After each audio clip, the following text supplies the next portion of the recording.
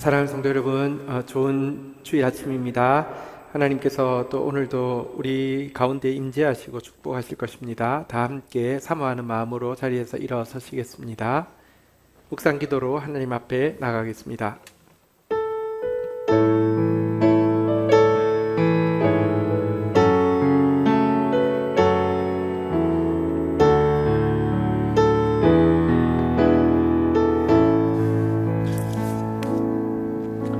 씨앗에서 떡잎이 오르는 것을 보는 것이 기쁘고 아기가 말을 배우는 것이 신비롭고 점점 더 깊은 지식으로 나아갈 때 희열을 느끼게 됩니다.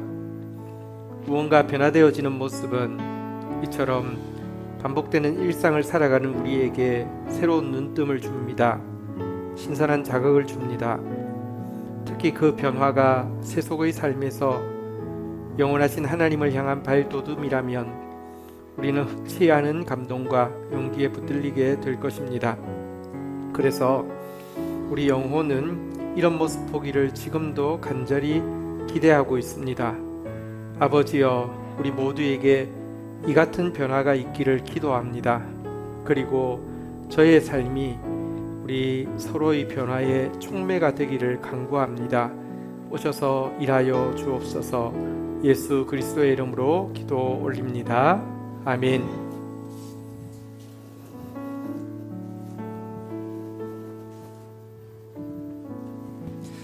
예배 자리에 나오신 성도님 여러분들을 환영하고 축복합니다. 저희 이 시간 앞에 옆에 뒤에 세 사람씩 인사하도록 하겠습니다. 안녕하세요.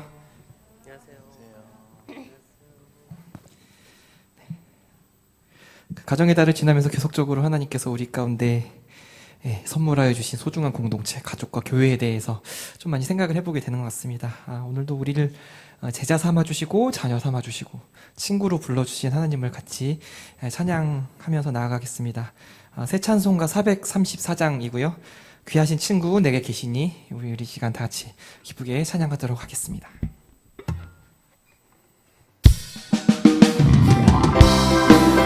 함께 박수 치면서 찬양할까요?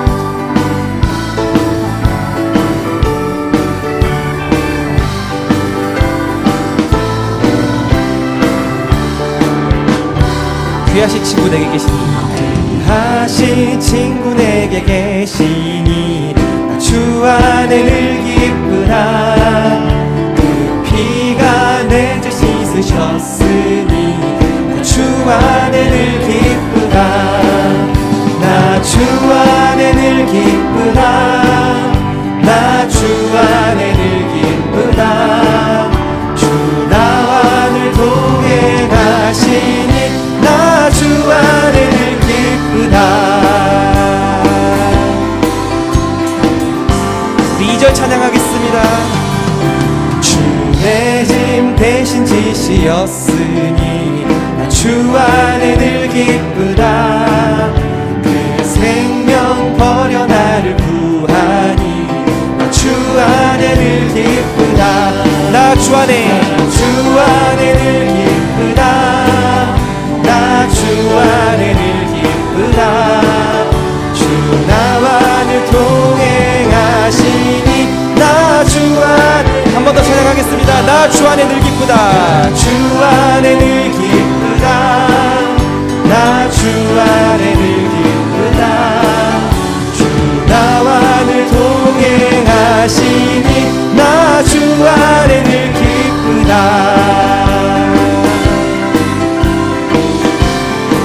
3절 찬양하겠습니다. 주 은총 매일 내게 더하니 나 주 안에 늘 기쁘다. 악한 죄악에서 지키니 나 주 안에 늘 기쁘다.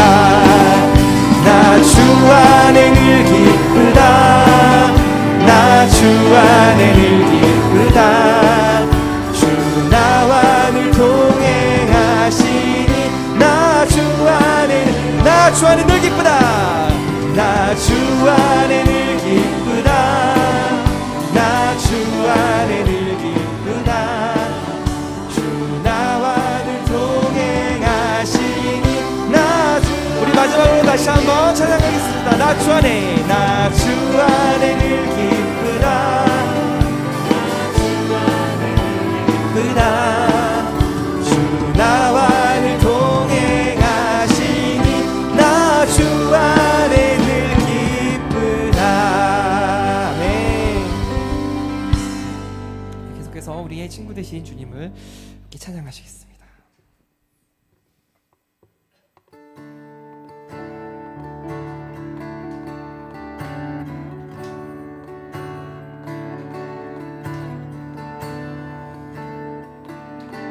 함께 찬양하시겠습니다. 나 무엇과도 주님을, 나 무엇과도 주님을 바꾸지 않으리. 다른 어떤 은혜 구하지 않으리.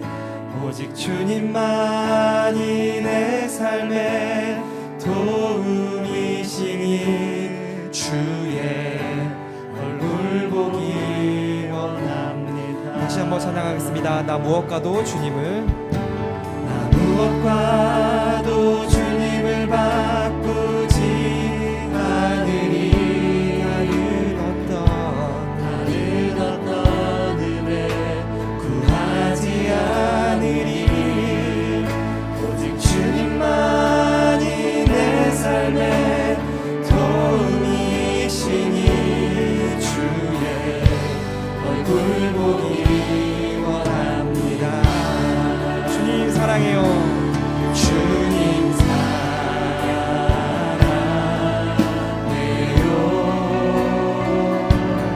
온 마음과 정성 다해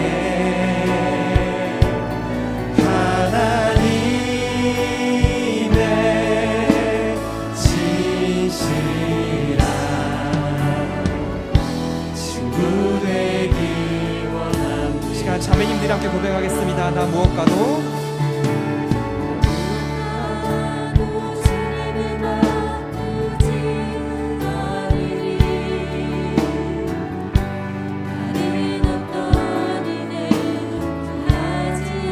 형제님도 함께 고백하겠습니다.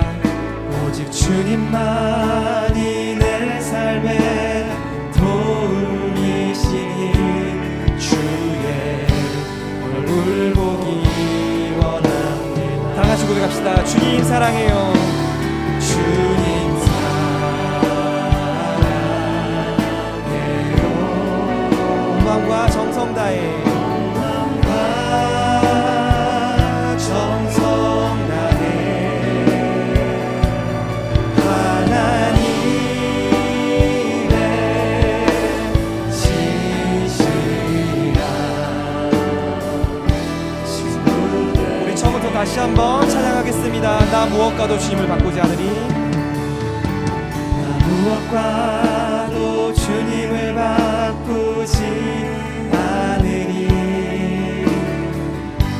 다른 어떤 은혜 구하지 않으리. 오직 주님만이 내 삶의 도움이시니 주의 얼굴 보기 원합니다. 주님 사랑해요. 온 마음과 정성 다해 하나님의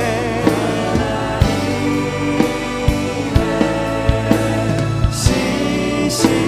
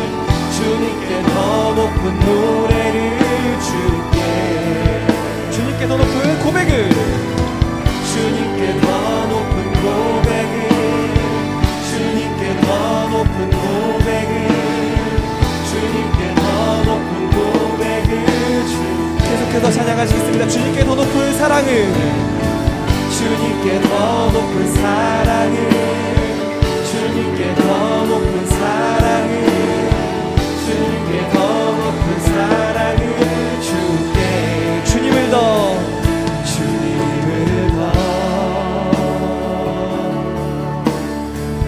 어제보다 더 주님을 더 표현보다 더 주님을 더 그 언제보다 주님을 더 주님을 더 네, 예배를 위해 다 같이 기도하시겠습니다.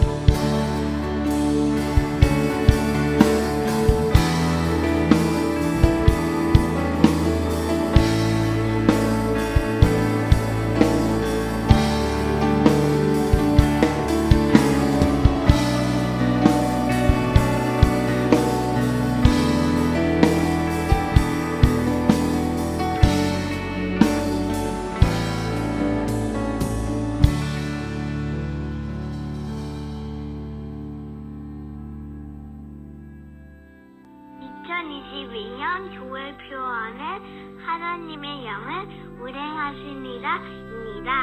우리의 현실과 마음과 상황을 뛰어넘어 일하시는 성령의 일하심을 생생하게 보는 한 해가 되길 축복합니다. 오늘은 스승의 주일입니다. 교육부서에서 섬기시는 모든 사역자님, 부장 교사님들께 깊은 감사와 존경을 보냅니다. 하나님 앞에서의 귀한 섬김이 훗날 아름다운 열매가 될 것을 믿습니다. 선생님 감사합니다. 감사합니다. 사랑해요. 사랑해요. 지난주 청년부 아나바다 행사에 많은 성원해 주신 것 감사드립니다. 청년들의 수고를 빛나게 하기 위해 1+1으로 동일한 금액을 교회에서 찬조하여 미얀마와 인도에 각각 89만 5천 원을 송금하였습니다. 주의 손에 들린 오병이어가 되기를 기도합니다. 다음 세대 교회는 GT하는 교회입니다. 매일의 GT 본문과 매일 제공되는 GT 영상을 통해 에녹처럼 하나님과 동행하는 삶 되시기를 부탁드립니다. 매주 주일 GT 본문은 가정 예배를 위한 영상과 질문지를 제공합니다. 주일 저녁은 가족과 함께 식사하고 말씀 나누는 시간입니다. 봉헌하겠습니다.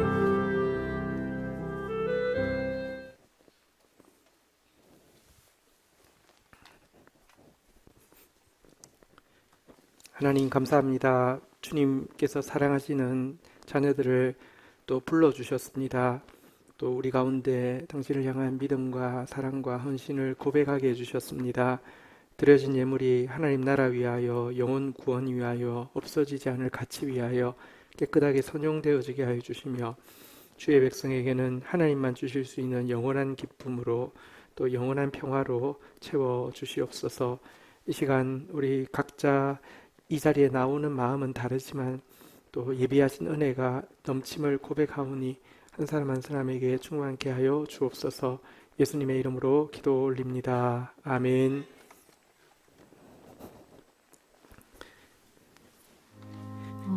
네, 안녕하세요. 저는 박지연 셀 이용희입니다. 제가 함께 나누고 싶은 말씀은 금요일, 토요일 말씀인데요. 이틀 분량이라 조금 길 수도 있어요. 우선 금요일 GT 말씀 중에 데살로니가전서 5장 8절 말씀 읽고 경건 일기 나누겠습니다. 우리는 낮에 속하였으니 정신을 차리고 믿음과 사랑의 호심경을 붙이고 구원의 소망의 투구를 쓰자. 데살로니가전서 5장 8절 말씀. 금요일 오후 정신없이 일하고 있는데 모니터 아래에 작게 알림창이 떴다. 다음 세대 권지원 목사님이 메시지를 보냈습니다. 목사님이 나한테 개인톡을 왜 보내셨지?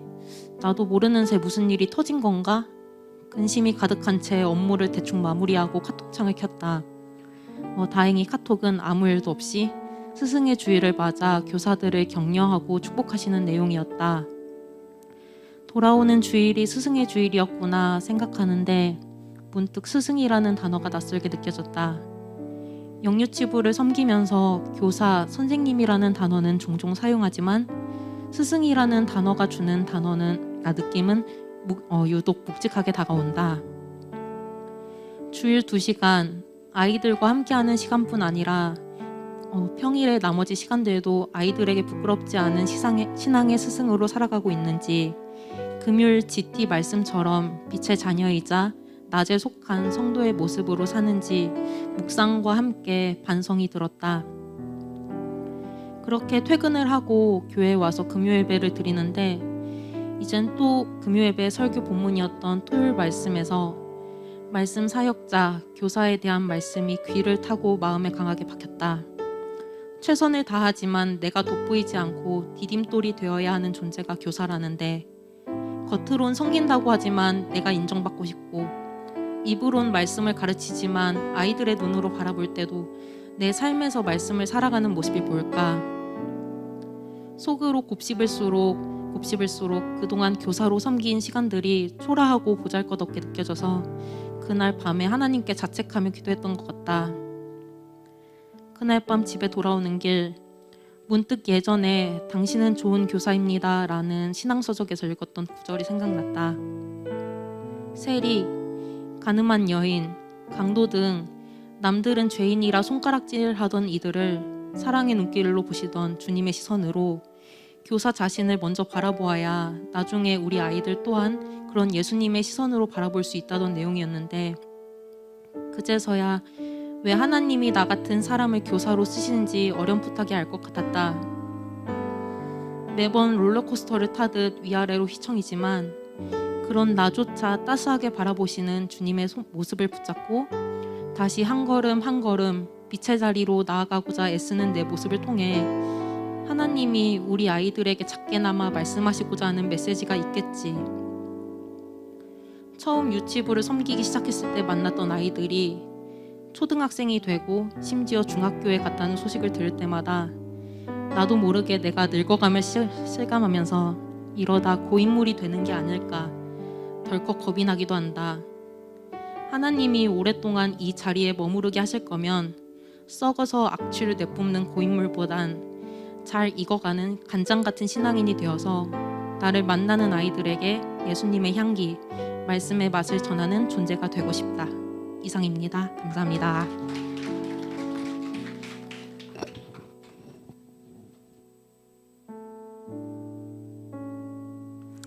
옹이자매 너무 감사합니다. 너무 풍성한 나눔이었습니다. 또 그 내용 중에 당신은 좋은 교사이다. 그건 제 제일 친한 친구 김용재 목사님이 쓴 책인데 작년에 갑작스럽게 천국을 그냥 너무 갑작스럽게 천국을 가서 항상 보고 싶은 친구인데 또 생각이 나네요. 네, 사도행전 19장 8절부터 12절 말씀입니다. 한 목소리로 받들어 읽겠습니다. 읽겠습니다. 시작. 바울이 회당에 들어가 석 달 동안 담대히 하나님 나라에 관하여 강론하며 권면하되 어떤 사람들은 마음이 굳어 순종하지 않고 무리 앞에서 이 도를 비방하거늘 바울이 그들을 떠나 제자들을 따로 세우고 두란노 서원에서 날마다 강론하니라. 2해 동안 이같이 하니 아시아에 사는 자는 유대인이나 헬라인이나 다 주의 말씀을 듣더라.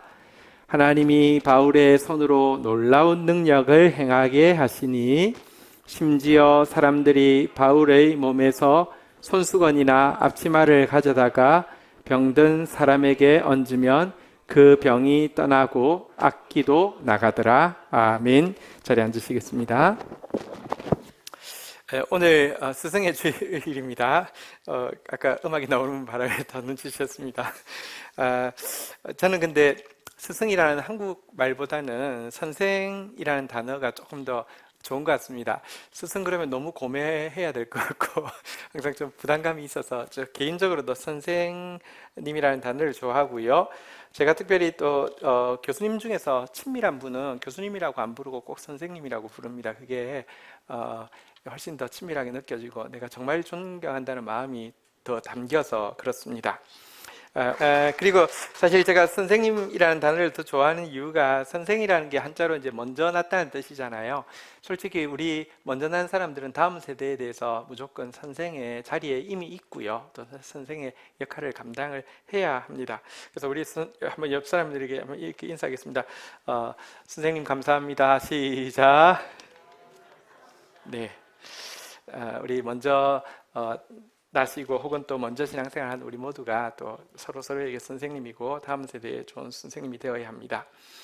오늘 바울에 대해서 좀 나누려고 하는데요.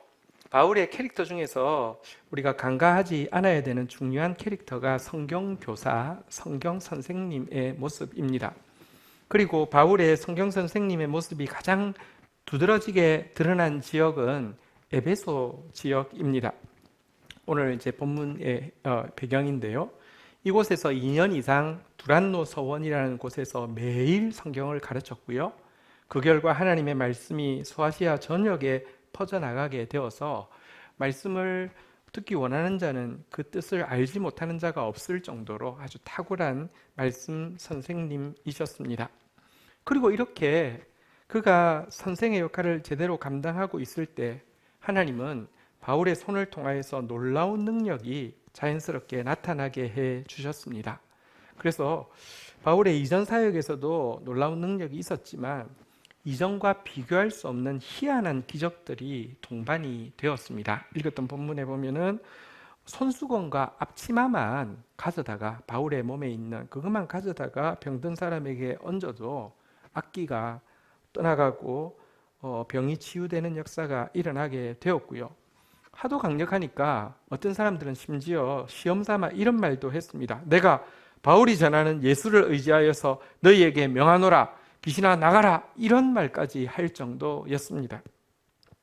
성경에 보면 어떤 사람이 이것을 흉내내다가 내가 악기가 뭐라고 대답한 줄 아십니까? 내가 바울도 알고 예수도 알거니와 너희는 누구냐? 그러면서 확 덮쳐가지고 몸을 상하게 한 일이 있습니다. 귀신도 알거든요.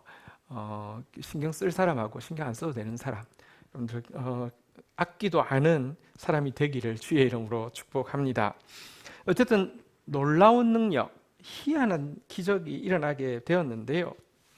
사실 우리가 살고 있는 이 시대에는 성경에 나타난 이 놀라운 능력, 희한한 기적은 잘 믿지 않습니다. 또 뭐 굳이 의심은 하지 않는다 하더라도 꼭 필요하다고 생각하지도 않고요. 차라리 성경에서 이런 구절이 없으면 믿기가 훨씬 더 편할 텐데, 전도가 더 잘 될 텐데, 이런 생각도 솔직히 하기도 합니다. 그런데 조금 관점을 바꾸어서 한번 생각해 보십시다.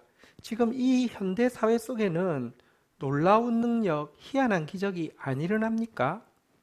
여러분, 선하지 않은 악한 영역에서 인터넷이나 뉴스 같은 거 조금만 보아도요, 이 세상에서 얼마나 희한한 일들이, 깜짝 놀랄 놀라운 일들이 도처에서 일어나고 있습니까? 성경에 보면 선으로 악을 이기라고 했는데 이 악한 일이, 희한한 놀라운 경악할 일들이 끊임없이 일어나고 있는 시대 가운데서 여러분, 바울에게 선한 의미에서 놀라운 능력이 나타나게 해주셨던 바로 그의 삶을 우리도 살아내기를 사모하고 결단하는 마음이 필요합니다. 오늘 읽었던 본문 통하여서 바울이 과연 어떤 선생이었길래 그에게 이런 능력이 동반되었는지 좀 살펴보려고 합니다. 제목을 한번 따라하겠습니다. 제목 한번 따라할까요? 놀라운 능력이 따르는 선생. 우리 한번 사모하는 마음으로 이렇게 고백하겠습니다. 놀라운 능력이 따르는 선생 되게 하소서. 바울은 도대체 어떤 선생이었길래 이런 희한한 능력이 따르게 되었을까요? 첫 번째 이유는 소명에 대한 순종입니다. 에베소에서 이처럼 이전에 본 적이 없는 희한하고 강력한 능력이 나타난 이유는 바울이 유대인의 회당을 떠나 이방인에게로 들어가기로 결정했기 때문입니다. 오늘 본문 8절 9절 다시 한번 보도록 하겠습니다. 제가 8절 읽고 9절 여러분이 읽습니다. 바울이 회당에 들어가 석 달 동안 담대히 하나님 나라에 관하여 강론하며 권면하되 9절 읽겠습니다. 시작. 어떤 사람들은 마음이 굳어 순종하지 않고 무리 앞에서 이 도를 비방하거늘 바울이 그들을 떠나 제자들을 따로 세우고 두란노 서원에서 날마다 강론하니라. 여러분, 그 8절에 나오는 석 달 동안 회당에 들어갔다는 것은 유대인들을 중심으로 전도했다는 뜻입니다. 바울은 어디 가든지 유대인 중심으로 전도했습니다.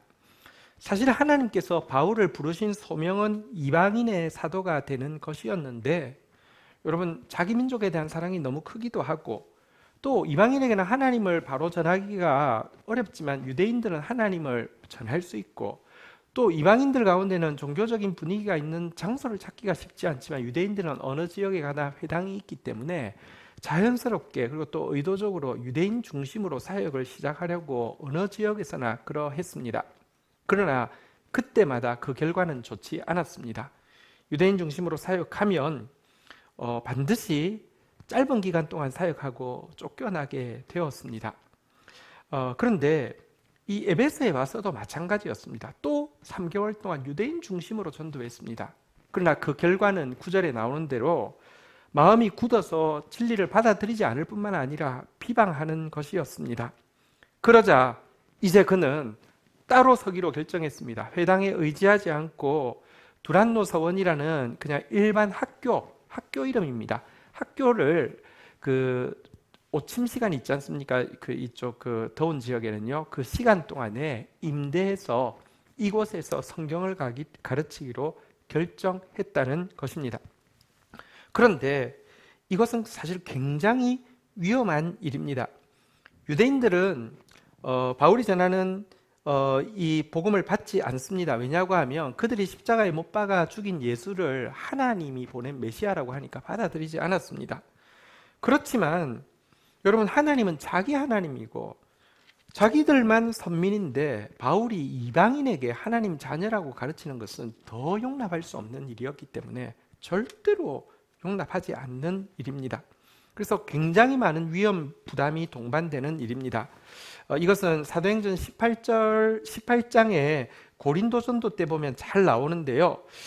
성경에 보면 이런 표현이 있습니다. 그들이 대적하여 비방하거늘 바울이 옷을 틀면서 이르되 너희 피가 너희 머리에 돌아갈 것이요 나는 깨끗하니라. 이후에는 이방인에게로 가리라 하면서 유대인 전도가 아니라 이방인에게로 가리라고 결정했습니다. 말해놓고 보니까 이제 죽었다고 생각 들었습니다. 유대인이 가만두겠습니까? 근데 그날 밤에 주께서 환상 가운데 바울에게 말씀하시되 두려워하지 말며 침묵하지 말고 말하라. 내가 너희와 함께 있음에 어떤 사람도 너희를 대적하여 해롭게 할 자가 없으리니 이는 이 성 중에 내 백성이 많음이니라 라고 말씀하시고는요, 그곳에서 최초로 장기 사역 1년 6개월 동안 복음을 전할 수 있게 하셨는데요. 에베소에서도요, 이대로 그가 두란노에서 따로 복음을 전하려고 할 때 두려움이 있었지만 2년 6개월 이상 장기 사역을 하게 하셨고요. 그것의 자연스러운 결과로 이 강력한 능력이, 놀라운 능력이, 희한한 능력이 동반되었다는 것입니다. 능력은 언제 나타나느냐? 우리를 부르시는 소명의 부르심에 순종할 때 나타납니다. 우리의 소명은 무엇입니까? 여러분들 잘 모르겠으면 내 직분이 일단 내 소명을 보여준다고 기억하시면 됩니다. 직분이 내 부르심입니다. 내 직분에 맞게 행동하는 것, 내 소명에 순종하는 것입니다. 또 직분이 없어도 은사가 내 부르심이고 소명입니다. 내 마음 가운데 하나님이 주신 강렬한 소원이 또 내 부르심이고 이 소명입니다. 이것에 순종하십시오. 각각 다른 은사와 직분과 소원이 있습니다. 그러나 또 공통적인 소명도 있습니다. 성도로서의 부르심, 왕같은 제사장으로서의 부르심은 성도 모두에게 공통된 소명입니다. 성도로서의 부르심, 거룩을 추구하는 삶을 이야기합니다. 거룩하기 위해서 몸부림치십시오. 왕같은 제사장으로서의 부르심, 세상을 축복하고 중보하는 삶을 이야기합니다. 이 소명에 순종하십시오.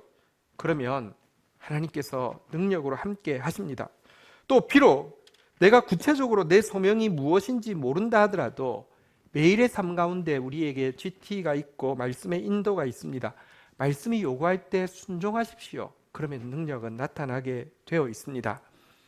능력은 우리에게 있는 것이 아니라 성령에게 있습니다. 우리 힘으로도 능으로 되지 않지만 하나님의 영으로 됩니다. 근데 하나님의 영이신 성령님은 오직 순종하는 자를 위해서 주신 영이십니다. 순종하고 나아갈 때 능력이 나타납니다. 먼저 우리 다시 한번 따라 하도록 하겠습니다. 소명에 대한 순종. 소명에 순종함으로 놀라운 능력이 따르는 또 선생이 되기를 주의 이름으로 축복합니다. 두 번째는요, 한번 따라하겠습니다. 말씀에 대한 집중. 여러분 9절 하반절에 보면 바울이 그들을 떠나 제자들을 따로 세우고 두란노 서원에서 날마다 강론하니라. 10절 같이 한번 읽도록 하겠습니다. 시작. 2해 동안 이같이 하니 아시아에 사는 자는 유대인이나 헬라인이나 다 주의 말씀을 듣더라. 에베소에서 바울이 한 일은 이 오침 시간에 두란노 서원을 빌려서는 말씀을 가르치는 일이었습니다. 에베소에서 다른 어떤 일을 한 것에 대한 기록이 없습니다. 최우선 순위를 말씀에 두고 말씀에 집중하여서 말씀을 가르치는 선생의 역할을 감당했는데요.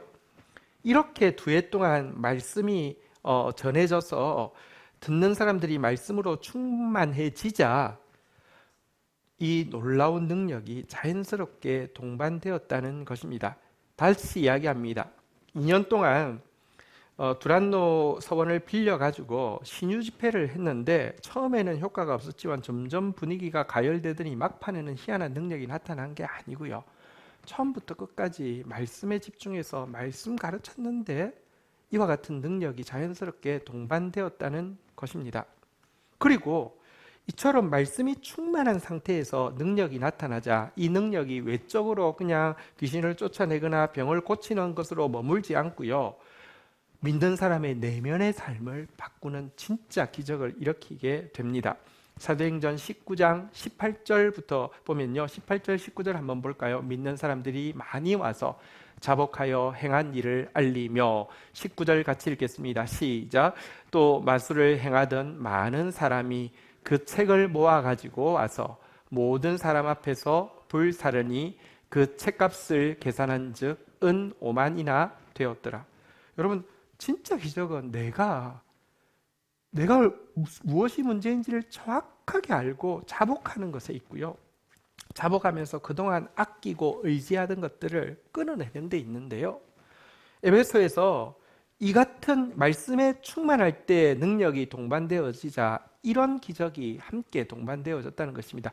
은 5만 데나리온이든지 혹은 그 드라크마든지 한 데나리온 한 드라크마는 1당이거든요. 1당을 10만 원만 계산하면요. 5만이면 얼마일까요? 5만 50억 맞나요? 예. 어쨌든 엄청난 액수의 여러분 실질적인 회개가 동반되는 기적이 일어났다는 것입니다. 그리고 이와 같은 기적들이 일어나자 그 결과가 어떻게 되었을까요? 이어지는 20절 같이 한번 읽도록 하겠습니다. 읽겠습니다. 시작. 이와 같이 주의 말씀이 힘이 있어 흥왕하여 세력을 얻으니라. 더더욱 말씀이 에베소에 충만해지게 되었다라고 이야기하고 있습니다. 여러분 사도행전은 사도행전이니까 사도라는 단어가 많이 나오겠죠. 사도란 말보다 더 많은 말이 뭐냐고 하면 성령입니다. 그래서 성령행전이라고 하죠. 사도는 도구이고 성령이 직접 하시죠. 그런데 성령보다 더 많은 단어, 유일하게 제일 많은 단어가 뭔지 아십니까? 말씀입니다. 성령은요, 말씀되게 하는 영입니다. 말씀으로 충만할 때에만 진짜 능력이 나타나는 것입니다. 여러분, 모든 능력이 다 변화를 일으키지는 않고요. 다 열매 맺게 하는 것은 아니고요. 다 하나님께 영광 돌리게 하는 것이 아닙니다. 기적이 일어나도 그것 때문에 더 기복주의가 되거나 기적이 일어나서 더 이단에 빠지거나 아주 그냥 이율배반적인 악마 같은 사람으로 변하는 경우도 많이 있습니다. 진짜 말씀이 들어올 때만 진짜 능력, 자신이 변화되는 능력은 말씀에 있습니다. 정말 열매가 맺히게 하는 능력도 말씀에 있습니다. 내가 영광을 가로채지 않고 하나님께만 영광이 돌아가게 하는 것은요, 말씀에 있습니다. 말씀에 대한 집중이 이와 같은 놀라운 능력을 만들어내게 되었습니다. 한번 따라하겠습니다. 말씀에 대한 집중. 우리 공동체에 다른 어떤 것보다 말씀에 집중하기 위해서 몸부림치고 있습니다. 더디 보일지 모르지만 말씀에 집중하는 것이 진짜 이 세상을 이길 수 있는 가장 강력한 능력의 근원이 됩니다. 함께 더 말씀에 집중하는 공동체 되기를 주의 이름으로 축복합니다. 세 번째, 어떻게 이렇게 놀라운 능력이 뒤따르게 되었을까요? 한번 따라하겠습니다. 전문성과 열정의 삶 11절 12절 한번 보도록 하겠습니다. 하나님이 바울의 손으로 놀라운 능력을 행하게 하시니 12절 읽겠습니다. 시작. 심지어 사람들이 바울의 몸에서 손수건이나 앞치마를 가져다가 병든 사람에게 얹으면 그 병이 떠나고 악기도 나가더라. 여기 본문에 보면 이 놀라운 능력, 희한한 기적이 일어나는 도구가 바울의 몸에 있던 손수건과 앞치마였다라는 기록이 있는데요. 그냥 읽으면 지나갈 수 있지만 곰곰이 생각해 보면 조금 특이하지 않습니까? 왜 바울은 손수건을 항상 소지하고 있었을까요? 앞치마는 또 뭡니까? 그리고 그의 몸에 있는 손수건 앞치마라고 하는 표현은 항상 소지하고 다닌다는 건데 왜 그렇겠습니까? 바울이 손수건이 왜 필요했을까요? 바울은 깡마른 이렇게 매부리 코에 깡마른 이미지라고 하는데 왜 보통 그런 사람들이 땀이 많이 나는 건 아닌데 왜 그렇게 손수건이 꼭 있었을까요? 앞치마에 대해서 먼저 좀 생각해 보도록 하겠습니다. 바울은 앞치마가 꼭 필요했습니다. 왜냐고 하면 자비랑 선교를 해서 개인의 생활비뿐만 아니라 선교비를 벌고 심지어 구제하는 일까지 했는데 그의 자비랑의 도구가 가죽공예였습니다. 그런데 이 가죽공예를 하다 보니까 앞치마가 필요한 것이었습니다. 하지만 또 생각해 보면요, 그 당시 하루 종일 일해가지고 자기 입에 풀칠하기가 어려운 시대였는데 자기가 한 일 가지고 재정적으로 자립이 될 뿐만 아니라 선교비와 구제비까지 충당할 수 있었다는 것은 그가 만드는 가죽 제품이 명품이었다는 것을 생각하게 합니다. 그것도 풀타임도 아니고 파트타임이었는데요. 그러니까 얼마나 전문성을 가지고 있었는지를 일단 보여주는 도구가 바로 앞치마라고 할 수 있습니다. 잠언 22장 29절 한번 읽어볼까요? 잠언 22장 29절입니다. 같이 한번 읽겠습니다. 시작. 내가 자기 일에 능숙한 사람을 보았느냐? 이러한 사람은 왕 앞에 설 것이요 천한 자 앞에 서지 아니하리라. 하나님께서 찾는 것은요, 큰 일 하느냐 작은 일 하느냐가 아니라 자기 일에 능숙하게 하느냐 그렇지 않느냐입니다. 자기 일에 능숙한 사람 하나님 절대로 천하게 쓰지 않고 귀하게 쓰신다고 했는데요, 바울이 기적의 도구에 전문성이 있었음을 알 수 있습니다. 또 한 가지는 손수건인데요, 손수건은 그의 열정의 편린이라고 할 수 있습니다. 언제 썼을까요? 여러분, 파타임으로 그가 가죽공예를 하고 그리고 오침 시간에는 두란노 서원에서 성경을 가르쳤는데요, 어쨌거나 그 시대에 자기가 일해가지고 그 많은 재정을 모은다는 것이 쉽지 않았기 때문에 엄청 열심히 일했을 것입니다. 두란노 서원에서 가르칠 시간이 거의 임박할 때까지 계속 하다가 그 상태 그대로, 이 앞치마를 두른 상태 그대로 일어나서 막 뛰기 시작하면서 뛰면서 목을 이렇게 해가지고 이 앞치마를 해가지고 넣고는 막 달렸을 것입니다. 그리고는 강의의 자리에 오면은 땀이 막 비 오듯이 흐르니까 손수건을 꺼내서 막 땀을 훔치면서 강의를 했을 것입니다. 그러면 강의를 마치면 자, 내일 만나요 이렇게 하고는 또 막 그 자리를 향해서 뛰어가면서 땀을 닦고 가자마자 이렇게 일을 시작할 수 있도록 이 앞치마를 항상 대동하고 있었을 것입니다. 얼마나 열정적으로 살았는지에 대한 이 증거가 그의 손수건이라는 것입니다. 그리고 항상 소지하고 있던 이 손수건과 앞치마는 그가 얼마나 예수께 미친 사람으로서 살았는지를 가장 잘 보여주는 모습이기도 합니다. 여러분들은 예수께 미쳤다는 소리를 들어본 적이 있습니까? 예수님도 이 세상에 계시면서 하나님의 일에 미친 사람처럼 해서 미쳤다는 소리를 들었고요. 바울도 총독 앞에서 미쳤다는 소리를 들었습니다. 이게 미쳤다는 게 여러분 미치지 않으면 못 미친다 그러잖아요. 미쳐야지 전문가가 되고요. 미쳐야지, 그러니까 열정이 있어야지 뭔가를 이룬다는 것이죠. 제가 예수 때문에 미쳤다는 소리 들었던 적이 있습니다. 90년도 선교 한국 대회를 참석했는데 그때 5천 명이 왔는데요. 다 그때 한국 이제 선교 뜨거울 때였으니까 막 선교에 헌신한 청년들 5천 명이 왔는데, 그래서 여러분 마지막 날 PPT를 할 때 풀샷으로 한 사람이 찍히는 경우는 전체 강사 외에는 거의 없었습니다. 그것도 전체 강사도 강대상과 함께 찍히기 때문에 완전히 풀샷은 아니었습니다. 그런데 5천 명 중에서 딱 한 사람만 풀샷으로 이렇게 이제 한 사람이 딱 찍혔습니다. 그게 누구냐고 하면 저였습니다. 찬양하는 장면이 저 혼자 찍혔습니다. 제가 사진을 찍지만 사실 저 같은 피사체는 별로 사진 찍기 좋은 피사체는 아닙니다. 근데 찍혔습니다. 부산에 내려왔습니다. 근데 길거리를 지나가다가 어떤 사람이 저를 보더니 갑자기 이러더라고요. 성교한국에서 별 미친놈 다 있다 했는데 그 미친놈 부산 사람이었는데서 저를 보고 미쳤대요. 그러니까 그 사람은 이제 그 남침례교 선교회라는 곳에서 이제 선교사로 파송을 받아서 왔더라고요. 근데 이제 한국에 지부를 만들려고, 근데 결국 실패하고 돌아갔어요. 근데 이제 생긴 게 저도 보고는 선교한국에서 봤구나 느낌이 오더라고요. 왜냐면 생긴 게 이 코치 포테이토라고 해서 이렇게 생긴 사람이 있잖아요, 그죠? 이런 사람이 저 보더니 다짜고짜 별 미친놈 다 있다는데 여기 있다고 그렇게 이야기를 했습니다. 어쨌든 그가 정말 전문적이고 열정적으로 살았고, 이 같은 이 삶을 하나님은 기적의 통로로 사용하셔서 그를 통하여서 능력이 나타나게 하셨다는 것입니다. 우리 한번 따라하겠습니다.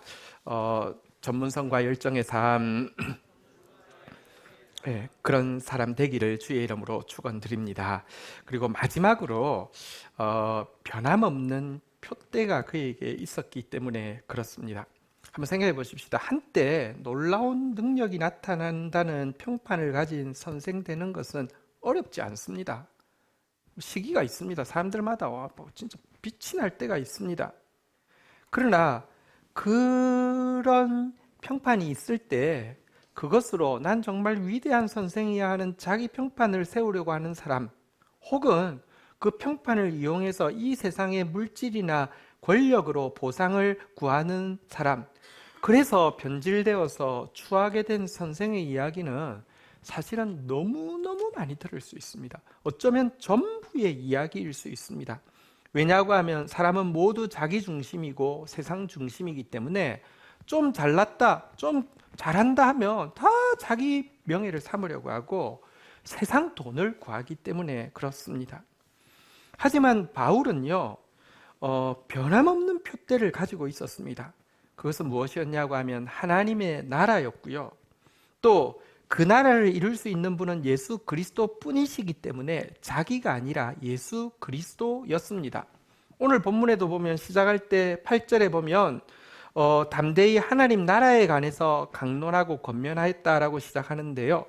사도행전 마지막 장 마지막 절이 사도행전 28장 31절인데요. 한번 생각해 보십시오. 로마 감옥에 갇혀 있는 사도 바울, 그리고 그곳에서 순교한 사도 바울, 이것을 기록한 누가가 피날레를 무엇으로 하면 제일 비장하고 멋있겠습니까? 이렇게 살다가 이곳에서 이렇게 순교하였더라, 이렇게 쓰는 것이 훨씬 더 깔끔하지 않겠습니까? 그런데요, 마지막 장 마지막 절을 누가는 이것으로 피날레를 삼고 있습니다. 같이 한번 읽도록 하겠습니다. 시작. 하나님의 나라를 전파하며 주 예수 그리스도에 관한 모든 것을 담대하게 거침없이 가르치더라.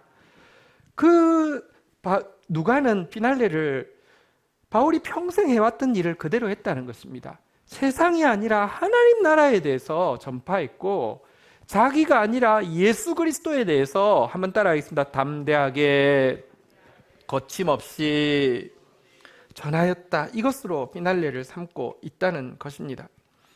이런 점에서 선생으로서 바울이 보인 가장 놀라운 능력은 무엇이냐고 하면 그의 행실의 결말로 그의 가르침이 진실했음을 정언했다는 것입니다. 히브리서 13장 7절은 참된 스승은, 참된 선생은 누구인지에 대해서 이렇게 이야기하고 있습니다. 하나님의 말씀을 너희에게 일러주고 너희를 인도하던 자들을 생각하며 그들의 행실의 결말을 주의하여 보고 그들의 믿음을 본받으라. 말씀 가르치고 인도한다 합치고는 끝에 보니까 바뀌어가지고요, 결국 자기밖에 없고 결국 세상밖에 없는 사람은 아니라는 것입니다. 바울은 끝까지 변함없는 표대, 하나님 나라와 주 예수 그리스도, 이것에 끝까지 그의 전부를 드렸다는 것입니다. 이것이 그를 통하여서 능력이 끊임없이 나타날 수 있었고, 나타난 능력이 하나님께 영광이 되고 열매가 될 수 있었던 이유인 것입니다. 마무리를 위해서 바울이 그의 인생의 마지막으로 선생 역할을 하고 있는 한 장면을 영화를 통해서 보려고 합니다. 영화 바울이라는 영화에 바울이 이제 로마 감옥에서 이제 로마 감옥의 그 책임자에게 마지막으로 선생 역할을 하고 있는 장면인데요. 간단하게 배경을 설명하면 이 사람은 딸이 있는데 딸이 병들어 죽게 되었습니다. 근데 바울을 통하여서 또 누가가 가서 그 딸을 기적적으로 낫게 했습니다. 우리가 생각하면 이렇게 되면 이 로마 감옥의 책임자가 변화되었으니까 로마 감옥에 순교를 앞두고 있던 많은 사람들이 뭐 예를 들면 면하게 된달지 또 탈출을 시켜준달지 뭐 이렇게 될 것 같지만, 딸은 살아났지만 그날 아침에 여기 이제 번역은 경련장이라고 되어 있는데요. 그러니까 이 로마 콜로세움에 사자밥이 되어서 수많은 사람들이 또 죽었고요. 또 그 역시 이 기적은 보았지만 아직 여러분 그리스도를 믿는 게 쉽습니까? 힘이 다스리는 세상에서 십자가가 승리라는 게 믿어집니까? 아직 믿음이 없는 때에 마지막으로 바울이 그에게 어떤 선생이 되고 있는지 한번 좀 보도록 하겠습니다. 영상 보시겠습니다.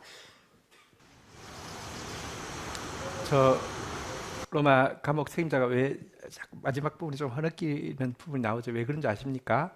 이날이 바울의 처형이 예정되어 있는 날입니다. 그리고 처형이 됩니다. 여러분, 바울은 지금 한 내용을 보십시오. 내가 이렇게 기적이 일으켜서 내가 오늘 한 건 했어. 한 사람을 변화시켜서 내가 전도해가지고 내 전도로, 내 기적으로 사람을 바꿨어. 이러지 않습니다. 그리스도께서 하신다고. 그 순간이 올 거라고 나는 기도하겠다고. 자기가 아니라 그리스도였고요. 죽어간 수많은 그리스도인들과 또 자기의 죽음에 대해서 세상 사람들은 손에 든 그 물 덜 세게 하기 위해서 이러고 있지만, 우리는 이 광대한 바다가 하나님 나라고 그 하나님 나라 위해서 산다고 하면서 정말 마지막 순교의 순간까지 변함없는 표대를 향해서 달려가고 있는 모습을 보게 됩니다. 이런 자를 통해서 어떻게 이 악한 세상 가운데 희한하고 놀라운 능력이 안 일어날 수가 있겠습니까? 오늘 말씀을 정리하겠습니다. 놀라운 능력이 따르는 선생이라는 제목으로 우리 네 가지 나누었는데요. 한번 화면 띄워주시고 한번 따라해 볼까요? 소명에 대한 순종, 말씀에 대한 집중, 전문성과 열정의 삶, 변함없는 표대, 바울이 살았던 삶 우리도 사모하고 바울을 통해서 나타났던 능력이 이 악한 세대 가운데 비천한 우리를 통해서 나타날 수 있기를 기도하는 먼저 태어난 저희들, 선생된 저희들 되기를 주의 이름으로 축원드립니다. 자리에서 일어서시겠습니다. 우리 같이 한번 찬송하면서 기도하는 시간 가지겠습니다.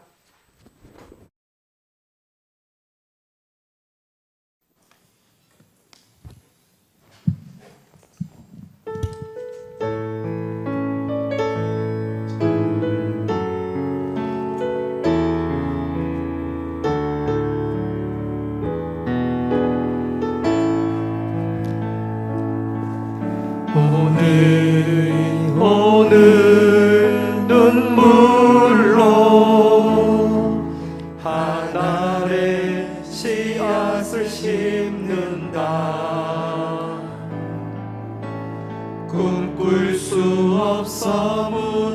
버틴 가슴에 저들의 푸른 꽃 다시 돋아나도록 우리 함께 땀 흘려 소망의 길을 만든다. 내일로 가는 길을 찾지 못했던 저들 노래하며 달려갈 그 길. 그날에 우리 보리라. 새벽 이슬 같은 저들 일어나 뜨거운 가슴 사랑의 손으로 이 땅 치유하며 행진할 때 오래 황폐하였던 이 땅 어디서나 순결한 꽃들 피어나고 푸른 의의 나무가 가득한 세상 우리 함께 보리라. 그날에 우리 보리라. 그날에 우리 보리라. 새벽 이슬 같은 저들 일어나 뜨거운 가슴 사랑의 손으로 이 땅 치유하며 행진할 때 오래 황폐하였던 이 땅 어디서나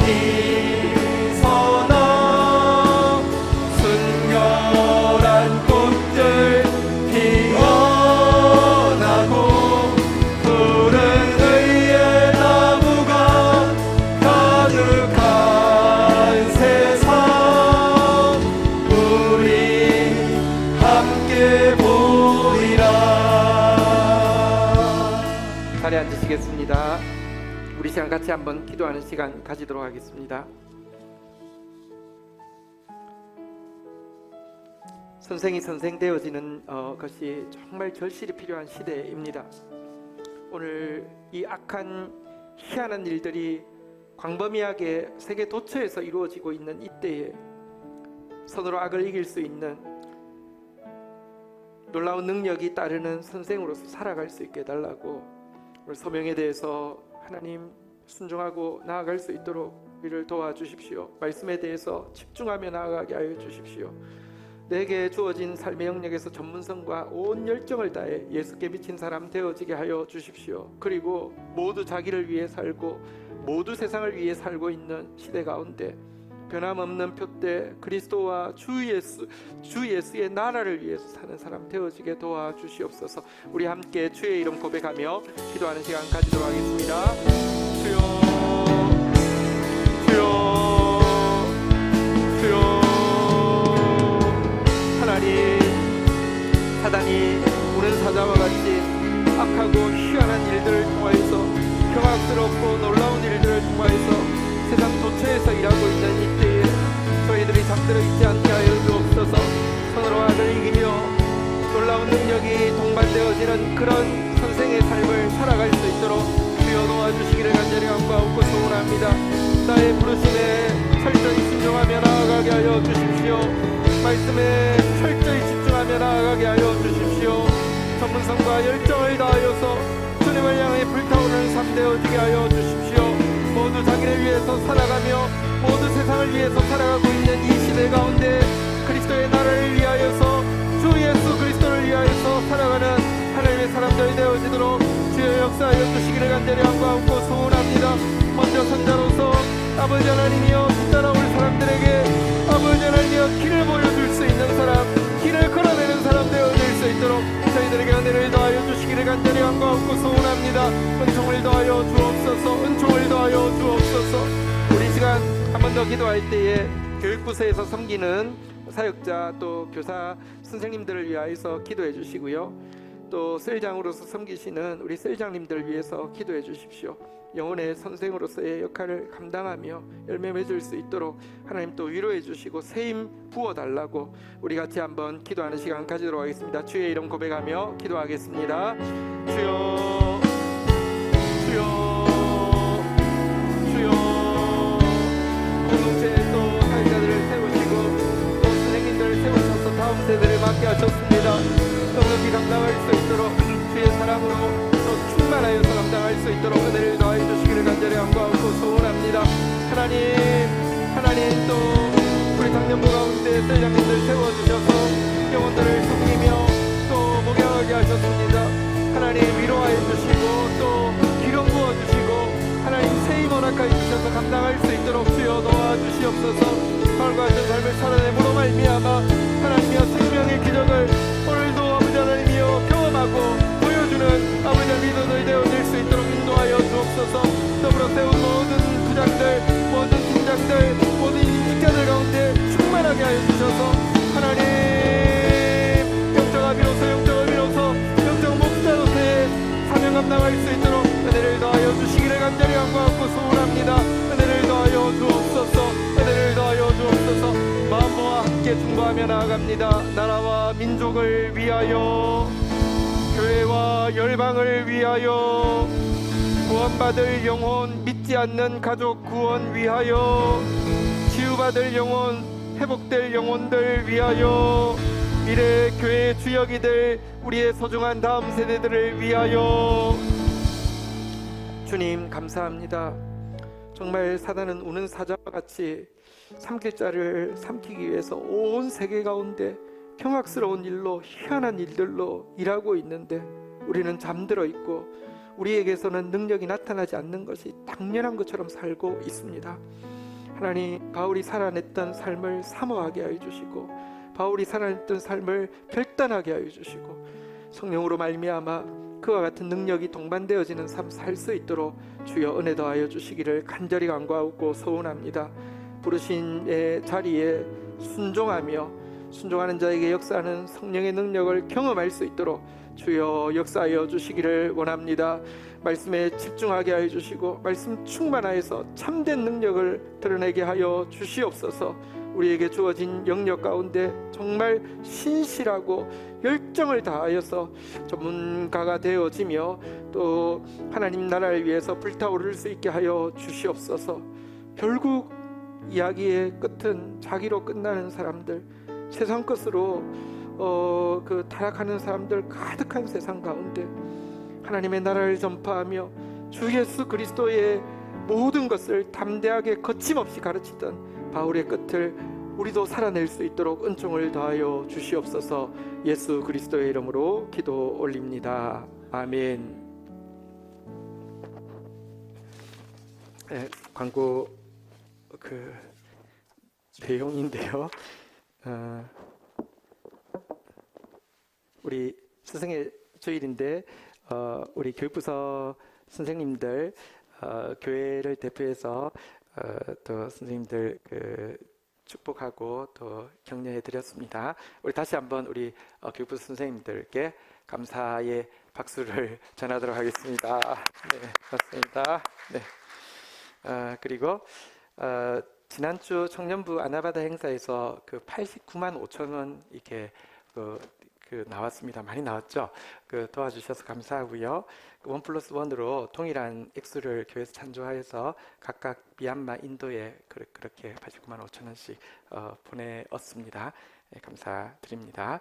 그리고 우리 주일날 GT 본문은 유튜브에서 이렇게 메시지 GT를 찍으면 나오고 또 거기 본문에 보면 나눔 질문이 있습니다. 저녁에 가족들과 함께 또 그것 통해서 가정 예배 드리는 좋은 습관 되시기를 부탁을 드리겠습니다. 네, 자 그러면 우리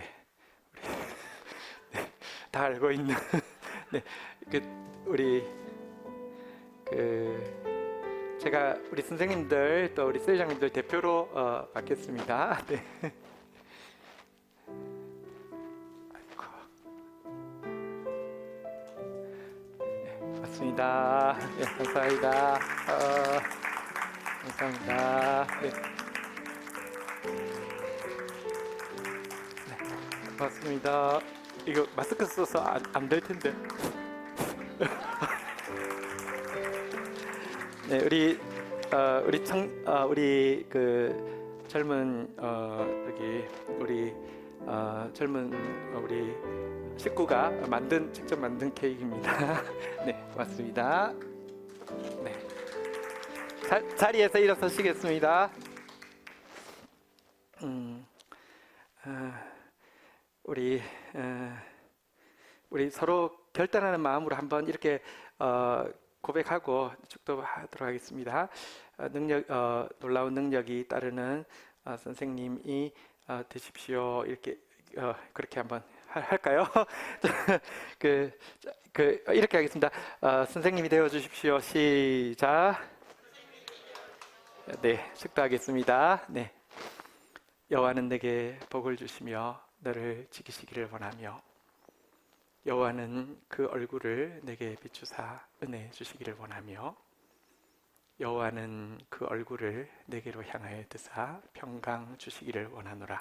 주 예수 그리스도의 은혜와 아버지 하나님의 사랑과 성령의 교통하심이 너희 무리와 함께 계실지어다. 아멘. 맞습니다. 우와.